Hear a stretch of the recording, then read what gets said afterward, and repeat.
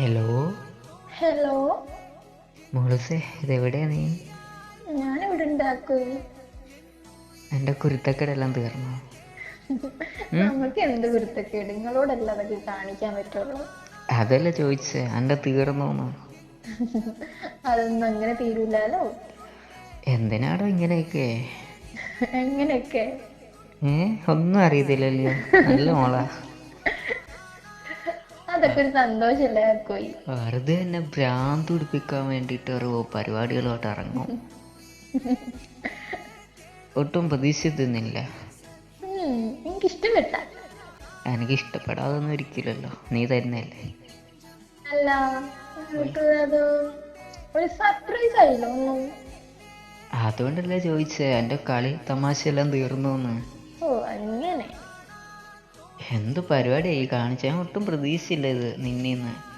ആ, ശരിക്കും വിചാരിക്കാത്ത സമയത്ത് നമ്മൾ കൊടുക്കുമ്പല്ലേ ഒരു ത്രില്ലുള്ളൂ. ഇതിന് ത്രില്ലെന്നല്ല പറയണ്ട, അഹങ്കാരം എന്നാ പറയണ്ടേ. അഹങ്കാരന്നാ? സ്നേഹത്തോടെ ഒരു സാധനം കൊടുത്തയച്ചപ്പോ അഹങ്കാരം ആയിക്കോട്ടെ. അങ്ങനെയല്ല ആവശ്യേ. പിന്നെങ്ങനെ? ഞാൻ ഇതൊന്നും പ്രതീക്ഷിക്കുന്നില്ലല്ലോ, ഈ ഒരു സൂചന പോലും തന്നില്ല എനിക്ക്. അതിനല്ലേ സർപ്രൈസ് എന്നൊക്കെ പറയണേ. ഇത് വല്ലാത്ത സർപ്രൈസ് ആയി പോയല്ലോ. ഇന്ന് ഞെട്ടിയില്ല ഫസ്റ്റ്? ഞെട്ടിയില്ല, ആര് പറഞ്ഞേ? എന്തോ പോലെ തോന്നി. ഏതായാലും എനക്കാരാടോ ഈ ബുദ്ധിയൊക്കെ ഉദ്ദേശിച്ചിരുന്നേ? എനിക്ക് നിങ്ങളിപ്പോ വിചാരിക്കണ പോലൊന്നല്ല, അത്യാവശ്യം ബുദ്ധിയൊക്കെ ഉണ്ട്. അതെനിക്കറിയാം, അത്യാവശ്യമല്ല അധികമായിട്ടുണ്ട്. ആവശ്യത്തിന് ഇല്ല എന്നല്ലേ ഉള്ളൂ. ഒന്നുമില്ല. എന്നാലും എൻ്റെ പൊന്നാര മോളെ, എന്നോട് വേണ്ടായിരുന്നു. ഇതൊക്കെ അല്ലേ നിങ്ങളോടൊക്കെ ചെയ്യാൻ പറ്റുള്ളൂ എനിക്ക്. ഇതിൻ്റെ അപ്പുറവും ചെയ്തിട്ടുണ്ടല്ലോ. മുന്നെയൊക്കെ ഉറങ്ങിക്കിടക്കുമ്പോഴായിരുന്നു വിളിച്ചിന്നിപ്പിക്കണം. അത് നിങ്ങള് വീട്ടിൽ ഉണ്ടാവുമ്പല്ലേ, നമുക്ക് അതിന് പറ്റൂലോ. അതിന് പകരം ഇപ്പം ഇങ്ങനെ ആക്കാന്ന് വെച്ചാൽ എങ്ങനെയാലും എൻ്റെ ഉറക്കം കളയണം എൻ്റെ മൈൻഡിലല്ലേ. അങ്ങനെ അങ്ങനല്ലേ ഉറങ്ങണ്ട. ഇങ്ങനെയൊന്നും ചെയ്യില്ലിട്ടോ. ഞാൻ ചെയ്യൂല. സൂപ്പറായിരുന്നു, പക്ഷെ എനിക്ക് ഇഷ്ടപ്പെട്ടു. നല്ല പരിപാടിയായിരുന്നു. എനിക്ക് ഇത്രയൊക്കെ ആഗ്രഹമൊക്കെ ഉണ്ടായിരുന്നു മനസ്സിൽ. പിന്നെ നമ്മളൊരാൾക്ക് ഒരു ഗിഫ്റ്റ് എടുക്കുമ്പോ അവര് സന്തോഷല്ലേ നമുക്ക് വലുത്. ആയിക്കോട്ടെ, എന്തായാലും സൂപ്പറായിരുന്നു. ഒരെണ്ണെങ്കിലും സൂപ്പറാന്ന് പറഞ്ഞല്ലോ.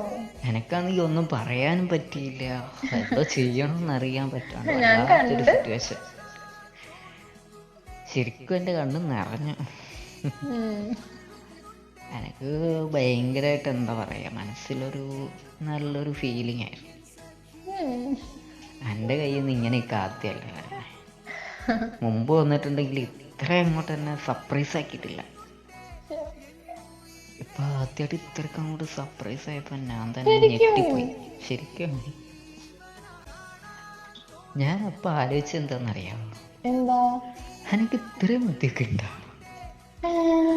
അങ്ങനെയല്ല, എനിക്ക് ഇത്രയും സ്നേഹമൊക്കെ ഉണ്ടോയെന്ന് ആലോചിച്ചു. അങ്ങനെ പറയും. പറഞ്ഞപ്പോൾ ഒരു വാക്ക് മാറിപ്പോയത് ആവശ്യം, അതിന് വേണ്ടിയിട്ട് ഇങ്ങനെയാണല്ലേ.